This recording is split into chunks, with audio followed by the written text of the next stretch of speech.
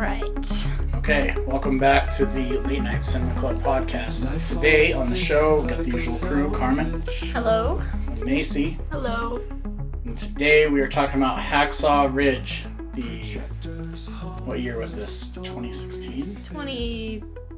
Well, yeah, something like that. Now I don't know. You should really look that up. Yes. Hacksaw Ridge, starring your boy Andrew Garfield. Yes, it's 2016. 2016, yeah. 2016. And at first, when you guys were like, this is a movie we want to watch, you guys added it to the list of things you wanted to see. I had never seen it. And I was kind of like, oh, I don't get it. Why do you guys want to watch this? And then as soon as I saw Andrew Garfield, I was like, it all makes sense. Yeah, it was for Purely for him. Purely for the Garfield. Purely for him. Yeah, my kid's favorite Garfield is not the cat. It's Andrew. Yes. I don't know where this love stems from. Is it where did you first fall in love with Andrew Garfield? Spider-Man? Well, I have to think now. Is he it? No, because Well, Social Network. Oh yeah, Right. but right. I don't know. I didn't watch that movie Is that until where I first saw him? this year. Probably. No, what did I watch him in? Something. I don't know. Let's go to the IMDb. Let's see. Tick Tick Boom. Oh yeah, Tick Tick Boom. Tick Tick Boom. That's what got me, definitely. Yeah. Because I'm a musical. We're both musical people, Carmen. Musical Don't leave fanatic. me out. Okay, so Tick Tick Boom was Tick, the Tick, thing that Boom. got you. Yeah. Spider-Man was a contender, but Tick Tick Boom really I don't sold think it. I watched his Spider-Man until 2022 or 2021. Yeah, I wasn't really aware of him until, I guess, Social Network. But it doesn't mean he wasn't around. He was doing some stuff. Just nothing I had seen. Mm-hmm. Yeah. So anyways, what were your expectations of this movie going in? What did you know about it? What did you think, Carmen? I didn't know much about this movie, actually. I didn't know much about the director or really anything until, the night that we decided to watch it. I just knew it was a war movie, and I knew Andrew Garfield was in it, and that was enough for me. Mace, what'd you know? I knew basically nothing. I've seen some clips of it on, like, TikTok and stuff. Is there TikTok clips of Hacksaw Ridge thing? Yeah, but they're, like, voiced over by AI, so it's like... What? So it keeps, like, saying... It's like, I kept praying to God, let me save one more. But it's, like, a fake country accent by AI. Okay, so the TikTok got you. And then you were like, I guess I'll watch that. No, I was like, this could be good. So, like, I knew it was a war movie, and I'd seen, like, clips of it, so... Yeah, I knew this was a war movie, but I didn't know what it was about. I didn't know what war it was set during. I kind of had this one confused with a different movie in my head, I guess. There's another war movie that's got a name like Hacksaw Ridge. It's more of an Afghanistan one. It's the Peter Berg movie. People might know what I'm talking about. But I was like, is it this one? Is it a different one? And then when I saw this, I was like, oh no. Actually, I didn't know Andrew Garfield was in this. I didn't know a thing about it. So I had no expectations. I knew it was a war movie, and I knew it was highly critically acclaimed, sort of. Sort of. Yeah. So what do you guys think? Was this a timeless film? Is this one going to last? Or does this one feel dated? No one's going to be watching this. I hope no one's watching this. I'm not watching it again. It's kind of a period piece, right? So they kind of are immune to those things. Yes, yeah. No, I think it definitely will be watchable, but I don't know if it's going to... It's not like you're going to watch this in the future and be like, oh man, that was made in the 90s. No. I'm sure it'll be fine, but I don't see it being like an iconic war film, at least not in my head. That sounds like a weird way to put it. Okay. Obviously iconic. I don't have another word. It doesn't feel like the war movie. I think amongst people who love war movies, this one is on the list of like, oh yeah, that's a great one. Yeah, well, we'll get to it, Carmen. We're gonna get to it. Okay, so let's talk about the movie then. Carmen, why don't you give us your overall thoughts on what you thought of the movie generally? I thought I didn't like it. I'll be honest. I wasn't a fan. Yeah. And it's not, and I don't have any prejudice against war movies, okay? There were a lot of things going on in this one that made me question why it was so highly thought of. I don't know. There were many specific parts when we were watching it, and I kept, flicking back and forth in my mind between, oh, this movie sucks, and then, oh, actually, this is pretty good, but it was just, whiplash, from one scene that was so terrible and corny, almost, to, oh, hey, this is pretty good, this is emotional, this is what I expect, but then it will just go back to something so stupid, or almost racist, or just insane, and I don't even know, I didn't know how to react. Yeah, I agree, to a degree. As soon as, well, actually, no, before I say anything, Macy, why don't you tell us your overall thoughts? I thought it was just okay. I don't have a lot to say about it. No. It's not a perfect movie or a great movie, but I just don't have many thoughts. I don't have any good thoughts or bad thoughts. I'm neutral on all levels here. I just don't know. Yeah. So, I didn't know that Mel Gibson directed this movie, but as soon as I saw his name pop up, I was like, yes, that explains everything. That explains every thought I had about this movie.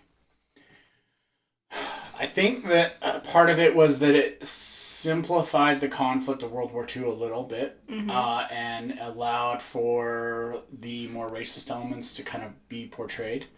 Even though that is, I believe, historically accurate. Yes, I believe that I agree with there that. was a lot of anti-Japanese sentiment in the United States, and definitely in Canada we saw. And we've still see the effects of that today, even. I think the movie almost was like, yeah, we can kind of get away with pushing the envelope here because, well, that's how it was historically. It's kind of like movies that are a little too comfortable with the N-word, and you're like, ooh, this is... I understand that there were racists and stuff, but I feel like... Yeah, but when we make a movie today, we have to put some kind of modern lens on it. We can't let the movie allow itself to, agree with the racism. I don't think it was just the things the characters said. No, it wasn't just the language. It was the way that they portrayed the Japanese people themselves. Yeah. The Japanese, they made them seem like they were literal animals, almost. Yeah, like spider monkeys. Like savages. Yeah, like savages. Like they were there to drink your blood. Like they were just there to absolutely destroy you. And it just felt a little bit like... that's... I don't know. Yeah, no. So that's my first thought. I think they could have been a little more sensitive to the Japanese to a degree. I think that the gore level here was over the top and unnecessary. I agree with that. And I think it's Mel Gibson was like, oh man, people love Saving Private Ryan. They love that. Oh. All those, parts of Saving Private Ryan that are pretty intense. So I think he was like, you know what? I can do that, but I can do it 10 times longer. But the thing is, that works in Saving Private Ryan because it's such a short time that it's so intense like that. But also in Saving Private Ryan, I can feel like a the scenes are specific and they have a point in the story. Yeah. This just feels like in this movie, it just felt like shock value. Yeah. A lot of it. And I was like, okay, this is supposed to be a movie about a guy who his whole thing was that he didn't want to hurt anyone, and we're spending an awful lot of time just showing how much people got hurt anyway. Yeah, and I've obviously never been in war, so I don't know what it's actually like, but I would say that I thought it was unnecessarily gory, almost like to a horror movie degree. Yeah, and then that made me... The camera pans down and shows you half a guy, and you're like, oh man, this is like... I don't know. Yes. I think they went too far with the gore. Yes, I agree that it started to feel almost horror movie-like, but then that's in my head where I stopped taking it seriously. like a war movie, because now it's getting into like Terrifier style gore, because now I'm like, well, this isn't trying to be serious. Now this is just like, I like having gore in my movies, and this is fun for me. Yeah, now it's just gross. At some point, it just becomes gross, and it's not like making a point anymore. So yeah, it really, for me, it disconnected the true story of this soldier who was decorated for being a pacifist, and being a medic. It kind of detracted from his true story of how he saved many soldiers' lives by making it into this almost like grindhouse cinema where it was just gore everywhere. Like there's a scene in there where I think one of the generals or something, the Japanese sergeants or generals, I don't know the rank, but he like commits ritualistic suicide. Mm-hmm. And they show him, getting the knife out and stabbing himself, and his soldiers chopping off his head. And I was like, oh, first of all, I think that's kind of a stereotype of Japanese culture, is this hara-kiri kamikaze thing, which I don't know. But then this really just added that in needlessly. Like, that character that we saw die wasn't someone that we had seen up until then. We had no Japanese perspective. We couldn't see the enemies, sort of thing. So there was really no like sense of time or place or like conflict internally amongst the battle itself. So I was like, they're getting on this ridge, but no one really knows why. No one really understands what the Japanese are doing or not doing. No one understands who these characters aren't. Yeah, there was not enough context. The Japanese were just absolute like caricatures. It was just... Yes. Yeah, so... Yeah. No, especially the suicide scene towards the end, it felt like it just came out of nowhere. Like, I understand... it was supposed to be like, oh, like, they're surrendering, and then whatever. Like, that's just the tradition. But it felt so, like... Yeah, and even when they were kind of pretending to surrender, and then they all pulled out the grenades, I was like, oh, yeah, this is a Mel Gibson movie, isn't it? I don't know. It didn't, like, if we're gonna stick to the truthfulness of the situation, I think we should actually be, like, more accurate to the truthfulness of the conflict. And...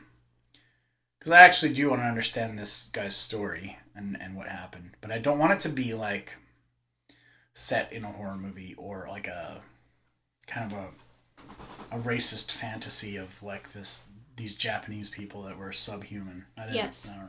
Yeah. So. Summed it up perfectly. I don't know. Yeah, as soon as I saw Mel Gibson's name, I was like, oh, that explains all my thoughts. Well, and then, so you pointed that out after we watched it, and then I did a little digging on Mel Gibson, and then I was like, oh, okay, I see now how I wouldn't have liked this pick either way. Yeah, I just, I didn't realize that before we watched it, but yeah, I'm glad I watched the movie overall. I'm glad I got to learn a bit about the story of this guy and kind of see, And that's not to say I thought this movie was terrible. But I didn't like it. Okay, so was there a best character? And why did you think that? Hard to pick something like that when these are all based off of real people. Yeah. And then it becomes like, well, character, but then the character's a caricature of a real person, and, what little we know about their personality and story from back in the day. But honestly, you don't really get to know anybody except for Andrew Garfield's character. Like, he barely builds a relationship with anyone in this movie. Even his own, even his wife, fiance, whatever, I don't know what. Dorothy. Point, yeah. I mean, you kind of see them build something, but really, this movie struggles to make any relationships that I then care about. When they're being torn apart, I'm like, I don't even know what's, like, I don't care about either of these people being together.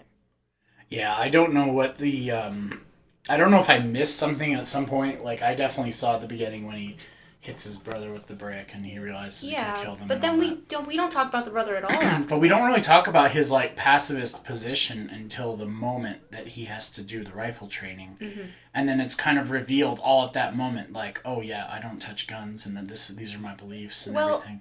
And also It wasn't really talked about. It felt weird that we had to do it twice because, okay, I understood that the first time he hits his brother with the brick and that almost kills him. So then, I understand his severe. I'm like, okay, so this is why he doesn't want to kill. Partially because of his faith, his beliefs, yes, but then also partially because he scared himself when he almost did. But then we had to reestablish that same thing again with I almost shot my father. Yeah. Why did we do that twice? Yeah. Once would have been It was the same. It was the same thing. Like you were trying to get the same thing out of it. Yeah. So I don't understand why we had to do that twice. It felt like they told us a thing and then they had to like flash back to explain the thing. Where I was like, weren't we watching a movie? Like, couldn't you have made this part of the story? I don't really understand. And it wasn't really like, there was no moment where he was like, oh yeah, this is where the moment I became a pacifist. It wasn't really explained. Just in hindsight flashback style, which I was like, it feels a bit lazy. So, whatever. As far as cool characters, Mace, did you have any ideas on a cool character in there? Or was it just kind of whatever? Pretty much whatever. Like Carmen said, those are real people. So, like, I feel like I can't, like, pick a person because those were people. Yeah, and same as Carmen said, we only really get to know one person, so... Yeah, there's no quippy lines or anything. Like, there's no... Even the other soldiers they tried to introduce, like... Well, they try to have... Smitty guy and They try to have the emotional moment when the one soldier dies. Yeah. Who he kind of had a little bit of, like, a chat with, but it's not like... I mean, unless it was trying to be like, this is how quickly relationships, build and then fall in a place like war because everyone is just trauma bonded. Yeah. But I don't know. I mean, they barely talk and then he dies, then it's supposed to be like this big, like, oh, there goes my best friend. I don't think they did a great job of building up the characters of the other guys in the company. Yeah. So it was kind of like, when they died or got hurt, you were like, oh yeah, I barely remember that guy's name. And what's his deal? Oh, he's Italian. That's his deal. Yeah, like they kind of just had like one personality trait, and then it was like, oh, there goes the funny one. There goes the hot shot. Yeah, there goes the ugly guy. There goes it was just, everyone was a total cardboard cutout of the thing. So, I mean, it was hard to connect with anybody's actual death when they died or when they got injured or anything. And to be honest, Vince Vaughn, I mean, I couldn't take him seriously. Maybe he's just been in too many comedies where I'm like, I'm just expecting this guy to Vince Vaughn this moment. But he kind of did, but also, I'm not sure. It was hard to take him seriously as like the sergeant or whatever. Because I was like, oh, is this a comedy now? I don't know. But also he wasn't saying anything particularly funny, so kind of weird. Let's see. Is there any closing thoughts? I guess, would you recommend this movie? Would you watch it again? I wouldn't watch it again. I think if you're a fan of war movies, it's worth a watch because it's, it's a big production. Nothing's like... There are some good performances in here. Andrew Garfield does no wrong. It was not his fault. It wasn't his fault that this movie was not very great, in my opinion. Mace, any closing thoughts, or would you recommend this movie? Would you watch it again? I don't think I would watch it again. Like I said before, I am pretty neutral on this movie. I don't, hate it. I also don't like it. I just don't know. I don't have any thoughts. If you like war movies, go for it, but I just don't think I'd watch it again. Yeah, I agree. This sat in a weird uncanny valley somewhere between a horror movie and a authentic documentary style, like based on a true story movie. And I just think it kind of missed both. So I also just think it made And I didn't appreciate what they did with the Japanese people. I think That was the my treatment main- was a little bit like, it was not handled well. That's the main fault, I think. Okay, well, I think that's going to wrap up today's episode of the podcast. Yep. Yeah. A little more unsavory than usual. That's okay. These are honest thoughts, honest feelings. We watch the movies. That's all we can do. Anyways, if you want to hit us up, check out our website, latenightcinemaclub.com. There you can email us. You can follow us. We're on Spotify now. We're on Apple. We're on Amazon Music. We've got our RSS feed link on there, so I think you can use whatever kind of podcatcher you use to subscribe to that. So go ahead, do that, and feel free to email us with any comments. Yep. Nace, anything you want to plug or? No, I don't have anything. No, don't bother. It's not that fun. I Harm? will shamelessly again plug. Oh, the dog is moving. Sorry. All right. Thanks, Rocky. Another Letterboxd plug. You can follow me at Musty Floorboard on Letterboxd. Legend. Mm-hmm. Yep. She's Okay. funny sometimes. You usually get I would say like almost a haiku style review with Carmen. It's like gonna be 10 words or less for sure. Yeah. It's just bad jokes. Bad jokes. It is, like, you're funny sometimes. Yeah. That's Carmen. Funny sometimes. Sometimes. But Okay. it's worth it. Yeah, no. I definitely give her a follow there so you can see what she's been watching, what she's And you up can, to. and then that's a sneak peek on what we will be podcasting on, because Oh, I'll be spoilers. logging all the movies. True enough. Okay, well, I think that's going to do it for this episode. Until next time, we're out.